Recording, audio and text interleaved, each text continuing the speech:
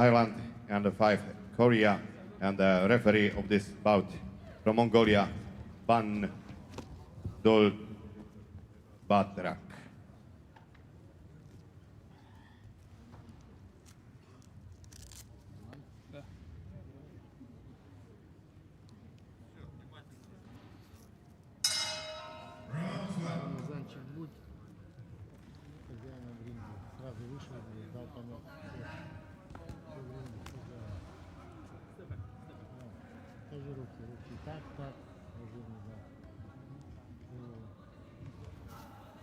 Slovakia, Israel, Bulgaria, Ireland, Korea on duty for this one. Bout number 43.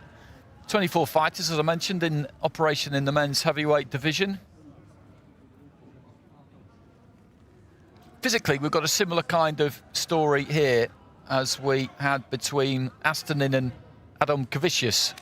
In the red corner there, BAKHISHOV of Azerbaijan is the shorter fighter, the kind of squatter fighter. And DADAEV of Russia, taller, leaner. Round 1.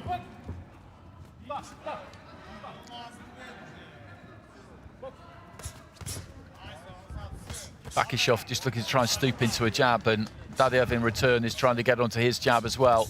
He looks like he's going to use those natural tools and advantages that he's got being a tall fighter.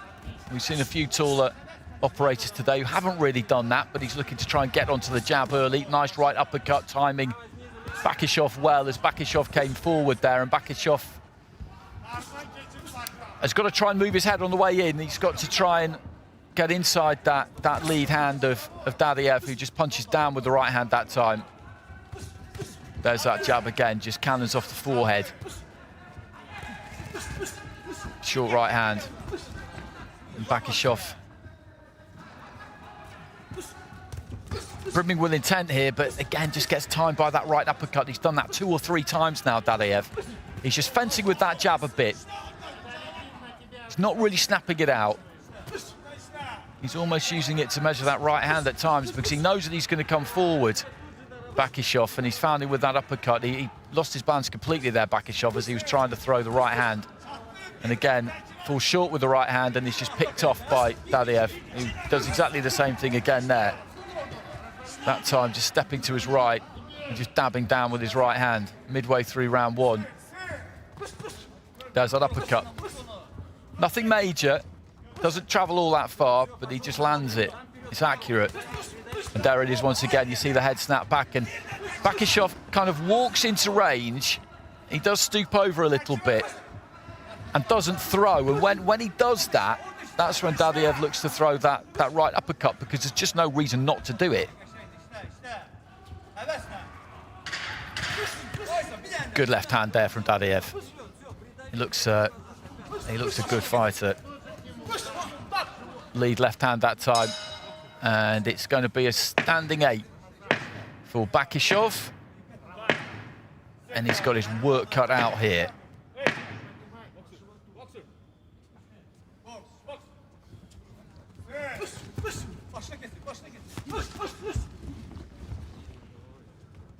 BAKHISHOV just coming forward.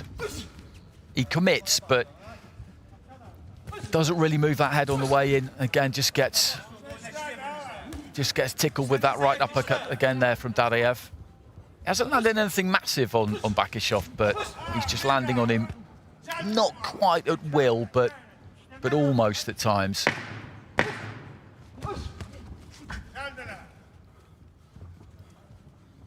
So the pattern of the fight has been set here from a very early stage. You've got one fighter coming forward without too much science behind it, and you've got another one in DADAEV who is more than happy to have an opponent coming towards him because he knows that he will be able to pick out the gaps, and he did that effectively in that opening round.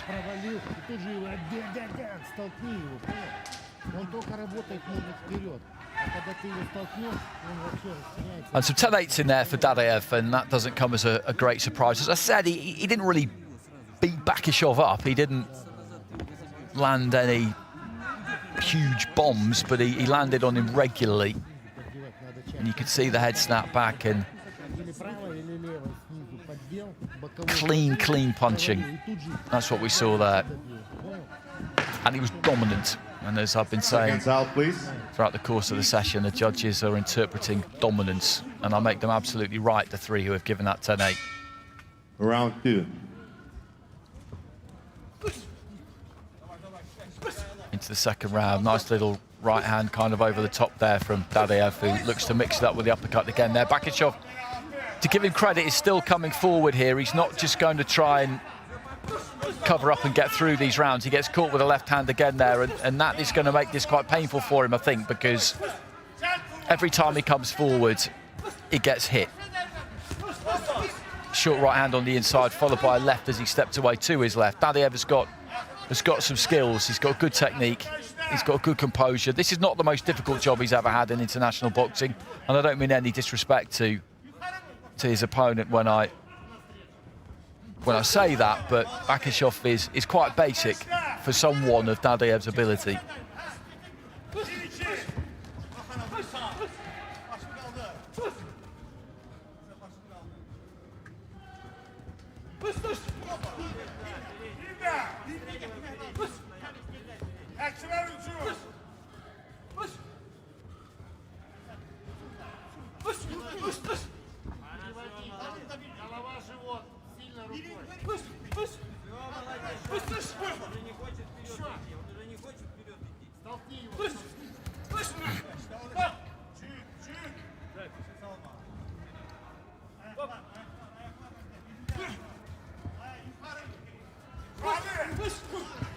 Looking for the right hand there. BAKHISHOV throws the left, almost disappears through the ropes. DADAEV was no longer where he thought he was. Good left hand to the pit of the stomach there, just as BAKHISHOV was kind of jumping forward too, so that will have doubled the impact almost. But he's having an okay round here, BAKHISHOV, at least up until this point. He's kept things a little bit tight. A right hand from DADAEV, chopping down, right hand to the stomach again there.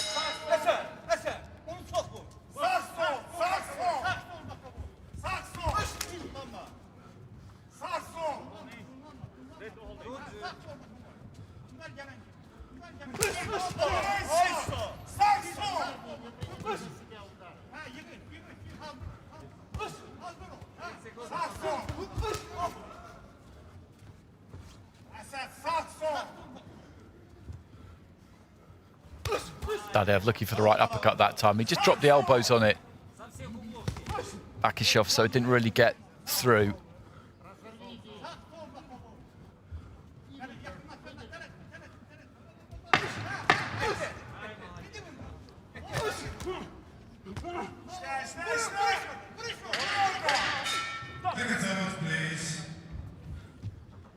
So that's the end of round 2. And that was a better round for BAKHISHOV. As I said, that was a better round. He didn't get landed on quite so much in round 2 as he did in round 1. He's lost the round, but as I said, this is difficult for him. This is hard work because in Ramazan DADAEV, he's in with a really good operator. But he's toughing it out. A couple of judges going 10-8 there. I think that's maybe a little bit harsh on BAKHISHOV, but no great argument from me.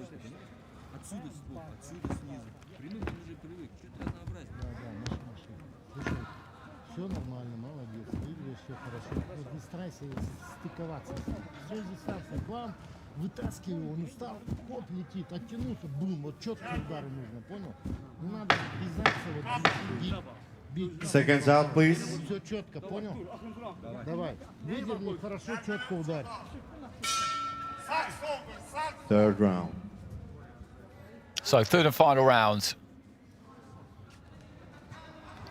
Referee just saying there, I think that the protector has slipped a little bit too low, that waistband. They want to get that up a touch high, which is, that's always what a fighter wants to hit. You want to get that waistband as high as you possibly can, particularly when you're getting those lefts and rights into the pit of the solar plexus from DADAEV, which is what has been happening to Asad BAKHISHOV.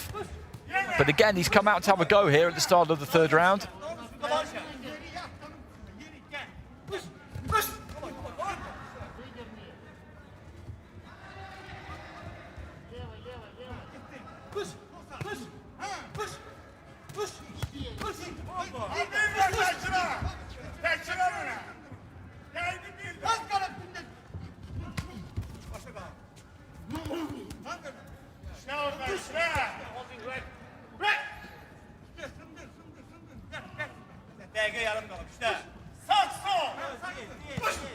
Looking for a massive overhand right there, BAKHISHOV. Didn't land it. And DADAEV just up close there.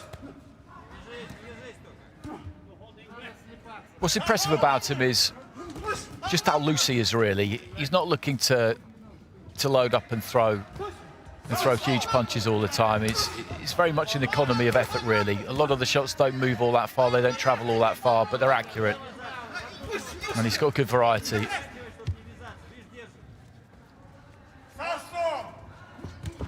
BAKHISHOV again just launches himself forward, runs across the ring almost there, piling into an attempted left hook. And just sinking into the ropes a little bit there, BAKHISHOV. He looks fairly spent here.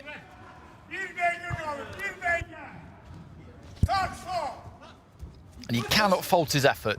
Absolutely not. 10 out of 10 for that.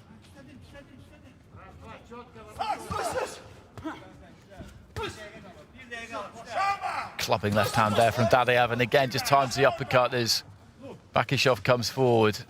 The referee just saying to DADAEV that he's not to push down on the back of BAKHISHOV's head into the final minute. One more fight to come after this in this afternoon session of day 2 of the 2021 AIBA Youth World Men's and Women's Championships.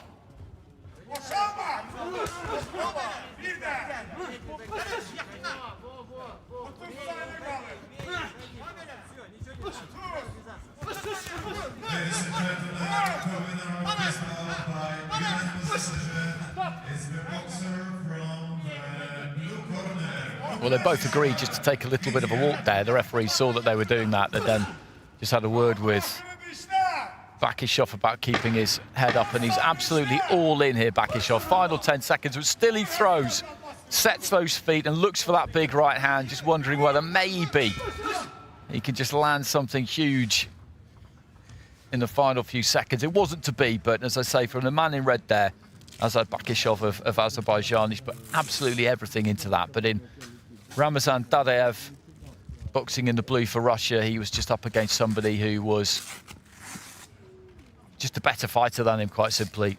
He's got a lot of skills there, DADAEV. He's got almost every shot in the book there, and with BAKHISHOV just coming towards him, he was kind of tailor-made for him, really.